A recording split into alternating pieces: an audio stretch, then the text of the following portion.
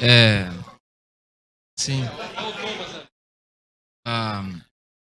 Eu não vou perguntar se tem perguntas, mas quem vai ser o primeiro que quer perguntar? Professor Thomas, por favor. Às vezes eu começo a me achar fominha de auditório, né, cara? Acaba, eu já tô brigando. Eu tô aqui. Exato. Eu teria pergunta. Depois disso, não tem como perguntar, depois dessa mesa, né? Fazer duas citações de Hart. Tá? Qual que é o nervo, a parte mais central do conceito de direito? É na hora que ele conta a historinha, que ele fica imaginando como é que seria uma sociedade onde tenha apenas regras primárias. E aí teria três problemas. Teria incerteza sobre qual é o direito, teria ineficácia, porque não teria ninguém para garantir a aplicação dele, e seria impossível mudar intencionalmente o conteúdo desse direito, seria estática essa sociedade. Então é por isso que a gente tem que ter regras secundárias. Isso é uma descrição do direito? Pelo amor de Deus, isso é uma descrição. E segundo, quando o Hart responde ao Hart, e eles discutem o argumento do Radbruch, a fórmula de Radbruch na Corte Constitucional Alemã. A Corte Constitucional Alemã havia declarado inválidas leis nazistas que acabavam com a exclusão de licitude para a morte de determinadas pessoas. E aí o Radbruch falou, então, isso daí não é direito. Aí o Hart fala assim, não, isso daí é uma resposta desonesta.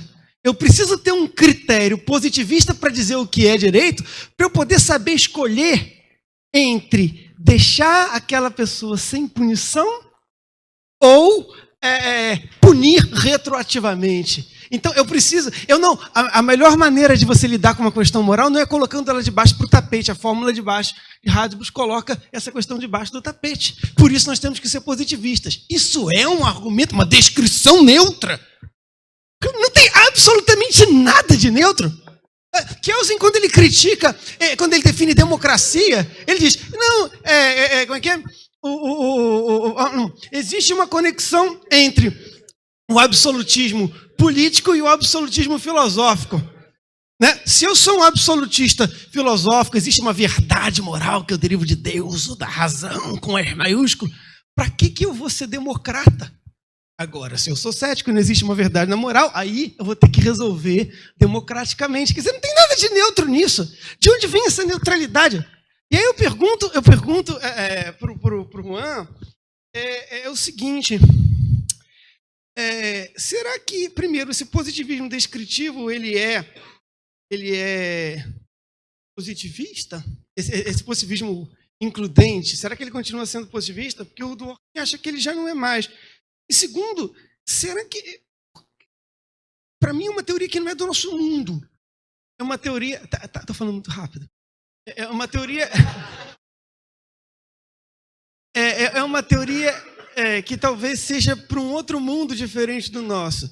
Porque o argumento do Coleman lá, é possível imaginar um sistema em que não haja uma incorporação moral. Quer dizer, qual sistema no mundo hoje não incorpora moral?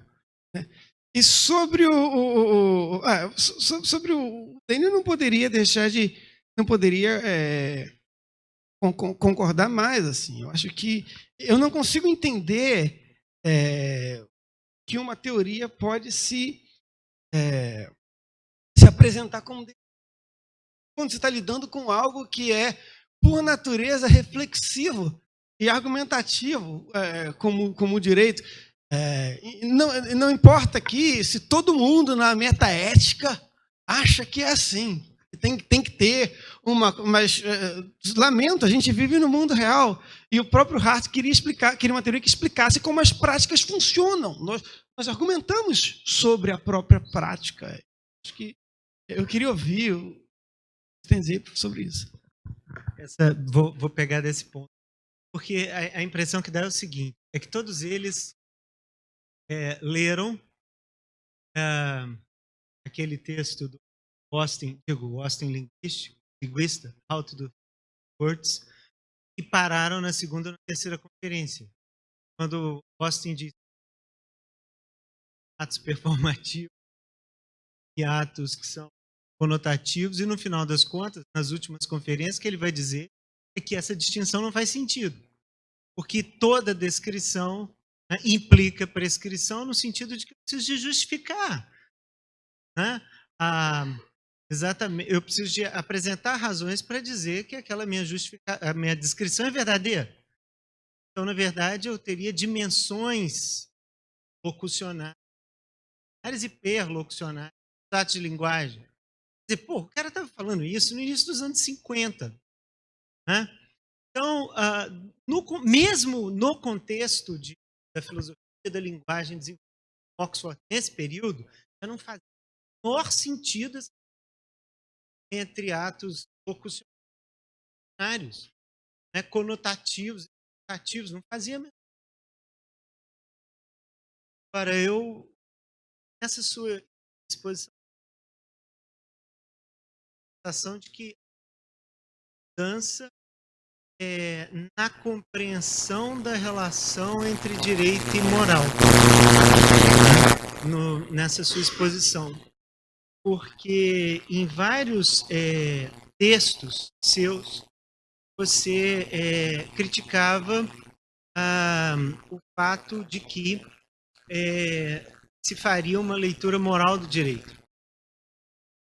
E hoje, por exemplo, você disse que não haveria como separar direito e moral. Ou que essa separação, você estava brincando, né? Ela é uma exigência, ela se coloca até certo ponto como uma exigência moral. Tem que lembrar que naquele texto do Kant lá, isso pode ser bom na teoria, mas isso na prática, ele já falava isso na discussão dele com o Hobbes. Essa distinção entre direito e moral é importante do ponto de vista da moral, porque todas as vezes que o direito se meteu a ser moral, o resultado é exatamente o quê? Autoritarismo, vamos dizer assim. Né? Agora, para essa discussão nossa aqui, já que o Thomas veio com a referência do Hart, quero vir com a referência do Dworkin, no Freedom's Law, né? Leitura moral da Constituição. O que ele vai dizer é que mesmo o positivismo pressupõe uma teoria moral, uma concepção de moralidade ou de política, e que ela pode ser explicitada. Mesmo aqueles que, em contraponto à leitura moral, defendem uma concepção de democracia a partir do princípio majoritário, partem de um pressuposto moral e político de justificação dessa teoria.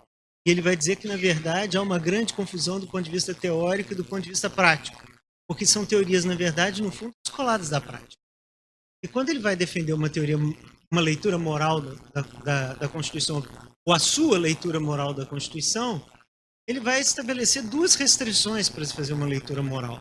A primeira delas é uma restrição do ponto de vista histórico, porque a interpretação é do direito e não de qualquer outra coisa. Então é preciso levar a sério a história e a instituição. A outra exigência é da integridade. A exigência da integridade, e acho que ela é importante, né? Primeira questão histórica, né? Acho que é importante resgatar isso. Não é tanto problema da intenção dos legisladores, mas sim o que os legisladores disseram. Ou seja, todo o processo de interpretação tem que partir dos textos. O texto é a base, a porta de entrada, como vai dizer o Friedrich Miller, para qualquer processo de interpretação. Então, o que interessa é o que eles disseram, não o que eles fariam se eles estivessem na nossa posição, porque isso é impossível. Né? E a outra questão é a questão da integridade. Na questão da integridade, ele vai dizer muito claramente: uma coisa é interpretar princípios de moralidade pública e outra coisa é você pretender fazer com que o direito diga aquilo que você quer. Ele vai dizer assim: os juízes não podem dizer que a Constituição expressa suas próprias convicções. Não podem pensar que os dispositivos morais abstratos expressam um juízo moral particular qualquer, por mais que esse juízo lhes pareça correto a menos que tal juízo seja coerente, em princípio, com o desenho estrutural da Constituição como um todo e também com a linha de interpretação constitucional predominantemente seguida por outros juízes no passado. Tem de considerar que fazem um trabalho de equipe, a questão do chain of law, né? E mais à frente ele diz assim, os juízes devem submeter-se à opinião geral e estabelecida acerca do caráter do poder que a Constituição lhes confere. A leitura moral lhes pede que encontrem a melhor concepção dos princípios morais constitucionais. Não lhes pede que sigam os ditames da sua própria consciência ou as tradições da sua própria classe ou partido, caso esses ditames ou tradições não se encaixem nesse conjunto histórico. É claro que os juízes podem abusar de seu poder, podem fingir observar a integridade da Constituição e, na verdade, infringi-la. Mas o fato é que generais, presidentes e sacerdotes também podem abusar do poder. A leitura moral é uma estratégia aplicável por advogados e juízes que agem de boa fé, e nenhuma estratégia de interpretação pode ser mais do que isso. Quer dizer, então o problema não é reconhecer o caráter de moralidade pública de princípios constitucionais. Ele vai dizer que, na verdade, inclusive, não é de toda a Constituição, parte da Constituição. Né?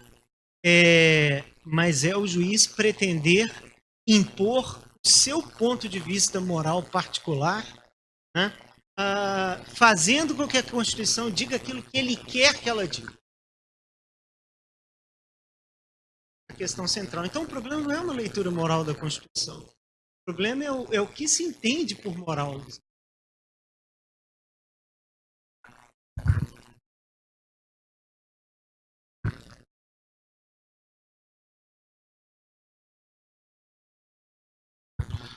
Professor Juan. Muchas gracias a las preguntas. Se me ocurre responder a las consultas de la siguiente manera. Me parece que es verdad que la tesis de Coleman es una tesis demasiado flaca. De hecho, creo que Coleman lo dice. Dice, esta es una tesis demasiado negativa. Es tan flaca la tesis de Coleman que según cómo se la interprete, nadie estaría en desacuerdo con la tesis de Coleman. Es decir, Coleman diría que su tesis de la separación entre el derecho y la moral es válida si al menos un caso, es más, si al menos es imaginable un caso de una ley que fuese inmoral. Es decir, nadie jamás negaría la posibilidad de que haya una ley inmoral. Por lo tanto, todo el mundo estaría de acuerdo con su... Si eso es la tesis de la separación entre el derecho y la moral, nadie estaría en desacuerdo, digamos. Entonces, yo creo que es verdad que es una tesis demasiado poco fuerte, digamos, demasiado flaca, demasiado delgada. Muchas veces me parece que la discusión se confunde porque se habla de la separación entre el derecho y la moral partiendo que unos entienden por derecho una cosa o lo estudian desde un plano y otros entienden o estudian el derecho desde otro, o lo entienden como otra cosa y lo estudian desde otro plano. ¿Qué quiero decir con esto? Pasa algo parecido con la crítica que hace el positivismo a la fórmula de Radbruch o a el famoso adagio de que la ley injusta no es ley, ¿no? En un sentido casi sin importancia, uno puede decir es una contradicción decir la ley injusta no es ley, porque si es ley no puede no ser ley, digamos. O sea, quien dice la ley no es ley comete una contradicción lógica, digamos. Pero es evidente que el adagio, la ley injusta no es ley, no estaba diciendo eso. Es decir, me parece que es la interpretación menos adecuada para ese adagio. En el fondo, lo que estaba diciendo, si se quiere hacer una relectura de la ley injusta no es ley, es la ley injusta no es derecho. Es decir, evidentemente la ley injusta en algún sentido es ley, si no, no sería ley injusta. Sería injusticia, pero sin la característica de ley, digamos, ¿no? Algo parecido puede pasar con esta discusión de la tesis de la separación entre el derecho y la moral, digamos, ¿no? Para la versión positivista, está entendiendo a derecho como sola la descripción.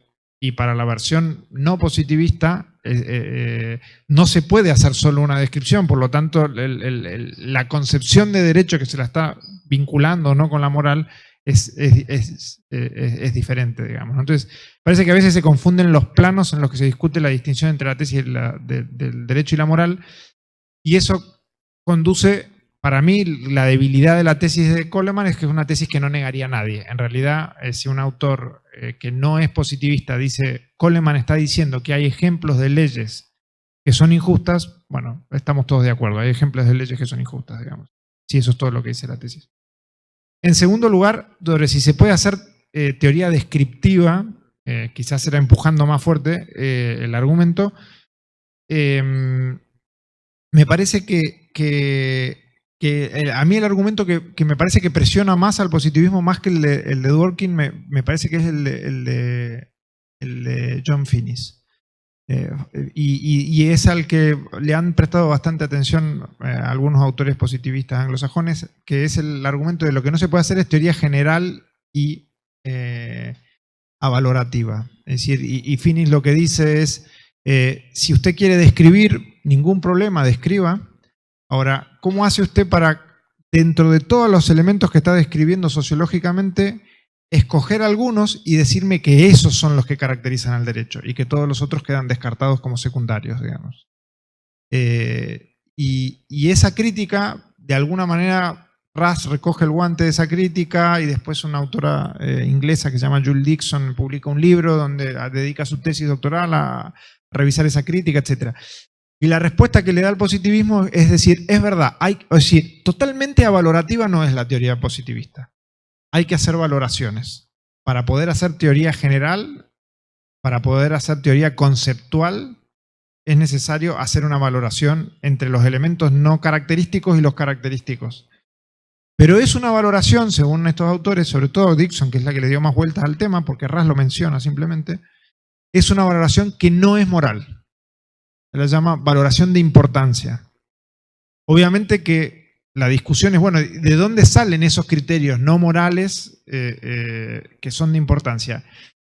Hay varias formas de presentar el argumento, pero me parece que en último término la idea es la propia práctica la que jerarquiza algunos elementos de todo eso que se describe como jurídico y los jerarquiza transformándolos en los elementos característicos de la práctica, digamos, ¿no? Es decir, en el fondo, la valoración de importancia sería una descripción también de la valoración que hace la propia práctica. ¿Se entiende?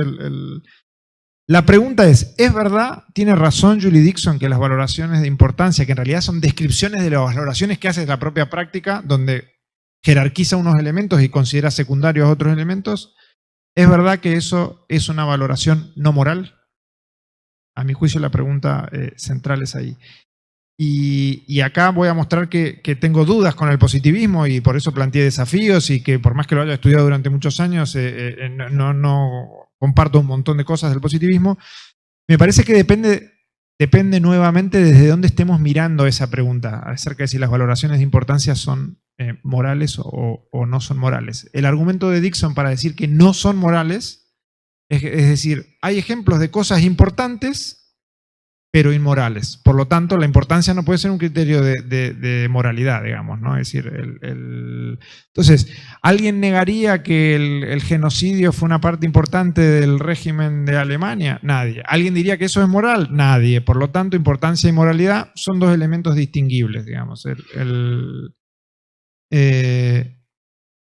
La duda mía es si eso es desde el punto de vista de que quien observa la práctica puede considerar que lo que es importante, que considera él que describe como importante la práctica, es a la vez importante o no. Ahora, desde quien participa de la práctica, no se confunden importancia y moral. Bueno, yo creo que posiblemente sí se confundan, digamos. El que describe la práctica puede considerar que lo que era moral e importante para el otro, para él es inmoral. Y eso no hay discusión sobre eso. Ahora, si nos paramos desde adentro de la práctica, quien hace algo se supone que lo hace porque lo considera valioso. Y ahí es donde importancia y moralidad podrían llegar a confundirse, o por lo menos me parece que ahí es donde es interesante debatirlo. Tercer punto que ahora me parece justo decir unas cosas en defensa de Hart. Por más que yo no sea hartiano, pero así lo conozco bien. Hart reconoce expresamente que una única vez en su vida hizo un argumento moral en defensa del positivismo. Él lo reconoce expresamente. Y es cuando dice que el positivismo es una mejor teoría porque permite describir para después poder prescribir, digamos. Y esto lo tiene Valukov en una cita, no sé, ya ni me acuerdo en dónde, pero lo dice, Valukov, es más, le dice Hart, me arrepiento de haber usado ese argumento, porque rompí con mi coherencia de no haber usado argumentos morales, digamos, pero ese argumento es moral, el propio Hart lo reconoce, digamos, ¿no? Y después cierro es verdad también que Hart, hay una manera más benévola de interpretar a Hart y lo de las reglas secundarias. Hart utiliza una manera pedagógica de presentar al derecho como reglas primarias y secundarias, e incluso utiliza una terminología, derecho desarrollado, ¿no? Derecho primitivo y derecho desarrollado, que uno puede decir, bueno, está valorando, es decir, está diciendo que hay un derecho que es mejor que el otro derecho, pero quizás y es más, él utiliza los argumentos por los cuales el derecho desarrollado es mejor que el primitivo, digamos, las razones, podríamos decir, por las cuales uno es mejor que el otro. Pero quizás si Hart no hubiese hecho podríamos decir, explicación pedagógica de por qué existe el derecho como razones primarias y secundarias, uno podría decir, bueno, Hart está describiendo lo que hay. Razones primarias, o sea, reglas primarias y secundarias. Es decir, no hay reglas solamente que imponen conductas, sino también hay reglas que regulan cómo se imponen en conductas. Yo creo que esa no es una mala descripción, digamos. Después podemos discutir si es solo una descripción o no, pero no es una mala explicación del derecho. Para mí suma mucho a la visión del derecho solo como norma que impone una sanción, digamos. No hay solo normas que imponen sanciones, hay normas que regulan cómo se aplican, se cambian y se reconocen las normas que imponen sanciones, digamos. Bueno, y cierro con una cosa para Leño y con lo que diría Raz con respecto a la tesis Leño, de que es la moral la que dice cuando se queda fuera del derecho, ¿no? Raz dice algo que a mí siempre me resultó muy interesante. Raz tiene esto que si bien es positivista, de golpe tiene algunos comentarios disruptivos, ¿no? Él dice, no es, en contra de, lo dice en un artículo que se llama Incorporation by Law, y dice, no es que el derecho, como dice el positivismo incluyente, decide cuándo incorporar la moral. En realidad dice, la moral, por principio, es universal, rige todos los casos del comportamiento práctico humano. Más bien el derecho lo que dice es cuándo no rige la moral, digamos. Lo que hace es, el derecho dice cuándo en determinados casos de comportamiento hay que excluir la moral. Creo que es interesante, nada más con eso. Eu, tentando responder pouquinho rapidamente, eu invocaria aí a dimensão hermenêutica da discussão tônica. O modo como superar essa racionalidade teológica, imaginário, público. O que é a racionalidade teológica? Essa é uma tese do Hans Albrecht. De certo modo, juízes, o aplicador, enfim, o funcionário público, ou enfim, como que ele não faz sequer uma espécie de secularização hermenêutica. Não separa os dois corpos do rei. Quando você vai perguntar por que existe o eu decido conforme minha consciência, por que existe o livre convencimento, existe porque eu tenho um sujeito moderno, a minha barbárie interior, ela tem barreiras contra o que vem de fora. O que vem de fora é a integridade, é toda a linguagem pública. Então, quando você vai perguntar algo, você vai a juízo, a resposta que tem sido dada é: eu respondo como eu penso. E não permito que este constrangimento, eu tenho um verbete no dicionário, chama constrangimento epistemológico. O que eu quero dizer com isso? Qual é a diferença? Qual é a diferença? E com isso tudo, porque a hermenêutica não faz uma teoria moral, nem uma teoria ética. A hermenêutica não vai trabalhar com esses pressupostos. Isso está embutido nessa condição de ser no mundo, enfim, na tradição, como queiram, né? A importância do texto. Textos são eventos. Se quer dizer algo sobre um texto, deixa que esse texto te diga algo. Então há, claro, um modo do mínimo de objetividade para que eu possa falar sobre o mundo. Eu acredito em verdades. Então a hermenêutica é uma teoria antirrelativista, uma teoria antidiscricionarista, nesse sentido. Então, por que o juiz, quando diz que onde está escrito X, leia-se Y, ou seja, como que a Sony denuncia, e não só ele, mas outros também dizem, né, que o Kelsen, no seu voluntarismo na aplicação, não tem controle. Por que no fórum ele diz isso? E por que quando ele vai no açougue, ele não diz para o açougueiro que aquela picanha é uma maminha?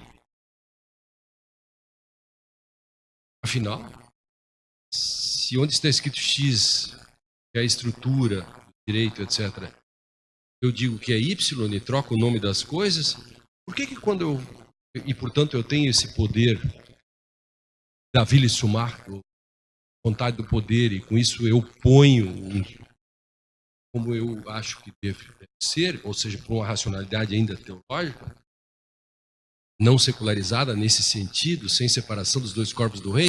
O juiz pensa então que ele é 24 horas juiz, esse é outro problema que está implícito nisso. Então quando ele está dando aula, ele é professor ou é juiz? Claro que não. Essa é uma questão que a modernidade resolveu a partir do corte dos dois corpos. Então, porque ele tem o lugar da fala, o skeptron. O skeptron é dado nessa questão do quem tem condições de pôr. Esse é o sujeito moderno que põe o sentido. Porque se ele antes está sujeitado, uma espécie de uma teoria adequacionista, que acaba atravessando todos os séculos. Se ele, digamos assim, aquela repartição que coisas, mente e linguagem, ou seja, primeiro é a questão do ser, depois o conhecer, depois o dizer. Então, se eu ponho de um modo, é porque eu tenho skeptron, como na fala do Homero, posso dizer o que quero, ou os meninos na The Lords of Flies, em que o menino ganha concha e pode falar. É o lugar institucionalizado que faz com que ele consiga. E por que ele no açougue não faz? Porque ali ele tem o constrangimento de uma dada tradição que impede, porque o açougueiro e outros têm uma outra tradição que o sufocariam naquela discussão. O que eu quero dizer é que existe, então, mutatis mutandis, André, eu posso dizer que no açougue existe uma doutrina que constrange, ou um conjunto de elementos de linguagem pública que o constrange a não dizer para o açougueiro que aquilo que ele está vendo não é uma picanha. Ele não pode dizer isso. Mas por que no processo ele pode? Porque aí a linguagem pública, eu falava antes com você, Thomas, a questão da importância do Wittgenstein. Na hermenêutica a gente falaria isso de outro modo. É o a priori compartilhado, etc., que faz com que, que eu não possa dizer as coisas como eu acho que pode a partir da minha barbárie interior, que é o problema do sujeito da modernidade. Por isso que eu insisto nessa questão dos paradigmas filosóficos. Então, nesse sentido, a grande batalha aí é nós fazermos esse constrangimento no sentido epistemológico para que uma linguagem pública construída democraticamente, você pode chamar Habermas e tudo isso, para impedir que esse porque Habermas, por exemplo, tem uma luta contra o sujeito solipsista. Eu acho que a palavra o sujeito solipsista continua sendo um bom argumento para nós construirmos coisas para isolá-lo e tentar controlá-lo, Marcelo. Que é o Selbsüchtiger, né? Que é o Selbstsucht é solipsismo, o Selbsüchtiger é o sujeito, o egoísta, o viciado em si mesmo. O viciado em si mesmo tem uma racionalidade teológica, ele não faz essa entre aspas, secularização. Então nós temos que construir a doutrina, etc., um modo de fazer isso para trazer democracia, senão ele põe o sentido que e substitui a democracia pelos seus juízos pessoais, para pegar a sua frase anterior. Por isso que o que o Bruno não respondeu antes, por outras razões, mas eu tenho certeza que na sequência responderia, interessa esse assunto para ele, que o André perguntou, que nós perguntamos, que a nossa discussão, Bruno, que é a discussão do controle de constitucionalidade dentro de uma teoria positivista ou não, e que embora o Raz ou outros não estejam preocupados, ou sim o Waldron isso é importante ou não, se ele considerar isso não importa. Acontece que nós temos que aqui construir, aí antropofagia, tem que fazer uma teoria brasileira, Semana da Arte Moderna, antropofagizar isso. Eu não me preocupo hoje em responder, quando alguém me pergunta, Dworkin não quis dizer isso, eu digo, não, já não me importa. Porque eu faço uma espécie de antropofagia, eu pego Gadamer, Heidegger, e tento fazer uma teoria, a crítica hermenêutica do direito é uma teoria que tenta fazer o controle dos atos decisórios, as interpretações, para evitar que esse sujeito, indomado ainda da modernidade, ponha as coisas como ele quer. É muito simples. Essa é a discussão. Como fazer isso, Marcelo? Como entra a questão da moral? Com a co-originariedade entre direito e moral, por exemplo, mas é uma conquista e meia nessa discussão toda, né? Para nos trazer a questão de que a moral não pode corrigir o direito. Então, esse é um ponto, né? Senão ela já não há mais direito se o corrige, né? Claro.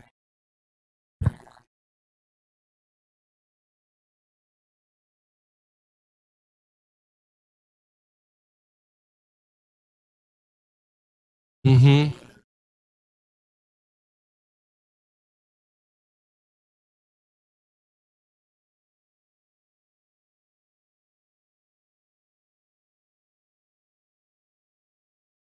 Questão do controle, é claro.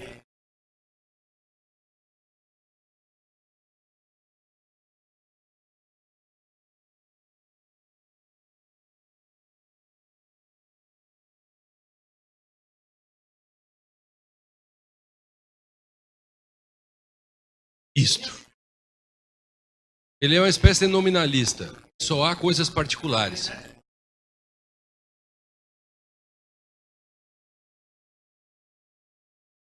Uma leitura imoral.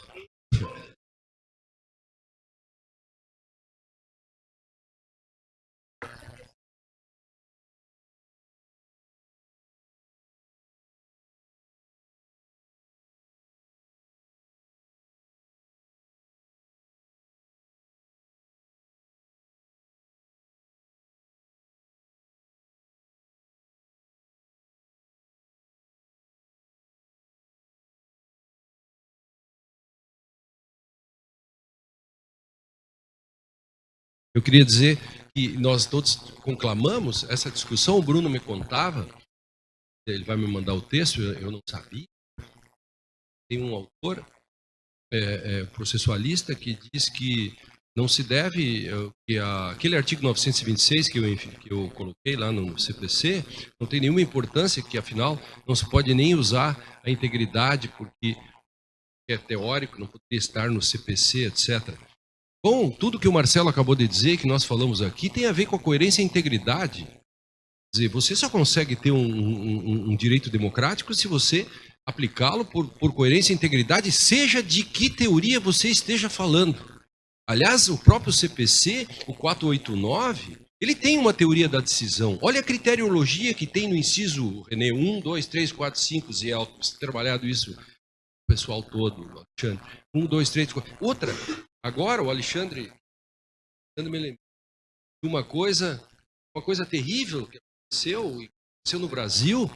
Gente, o que é o artigo 23 da Lei 64, que diz que é possível você julgar por presunções e indícios e por livre convencimento, nesta era em que, sem submeter ao contraditório, nesta era da intersubjetividade, em que os outros campos já superaram e nós lutando com esse sujeito indomado da modernidade, esse sujeito bárbaro, se nós pegarmos o próprio Horkheimer, tá, a barbárie do sujeito interior, tudo isso presente, e a tarefa dos juízes É isso eu conclamo, né? Que a gente faz. Chega a ser uma questão republicana hoje. Essa é uma questão republicana, cada um fazer isso nas nossas universidades, né? Seja nas públicas ou nas privadas, de algum modo, bolsista, que se é dinheiro público, tem que devolver isso de algum modo republicanamente para as pessoas que todos os dias sofrem com o autoritarismo desse sujeito indomado que decide de um modo solipsista, e também trata as pessoas desse modo. Gente, isso é uma questão de democracia, isso tem que ser dito. Isso tem que ser dito, e foi dito aqui, só me permitindo a repetir e ratificar o que todos os palestrantes, de algum modo ou outro, aqui disseram. Nesse sentido. Muito obrigado. Então, pessoal, a gente já está chegando no final do nosso colóquio. Queria agradecer em nome do todo o nosso grupo do DASA, Núcleo de Estudos Hermenêuticos aqui da Unicinos. Tenho certeza que foi proveitoso, tanto para nós quanto para toda a plateia, os professores convidados, um agradecimento especial também. Eu sei que a partir de agora a gente vai poder continuar discutindo pela internet. Sim. Pela internet, inclusive o professor Lênin me lembrou que tem muito interesse em fazer um livro, né, com as discussões e com os textos de hoje, né, com os palestrantes, com todas essas colaborações, deixar isso registrado, né, até por uma questão de coerência e integridade. E então, até o próximo.